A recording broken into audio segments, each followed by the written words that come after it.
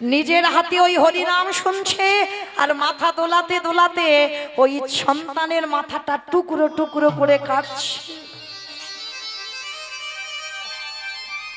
যেমন আমরা লাউ টুকরো টুকরো করে বানিয়ে থালাতে রেখে দিই, ঠিক সেই রকম টুকরো টুকরো করে বানিয়ে থালাতে রেখে দিয়েছে। সত্যবতী জানে না কোলেতে পড়ে আছে মায়ের শুধু ছেলের দেহটা, আর মাথাটা টুকরো টুকরো করে কেটে দিয়েছে। শঙ্করাচার্য স্নান করে যেই না দরজায় প্রবেশ করেছে, প্রবেশ করা মাত্র চমকে উঠেছে,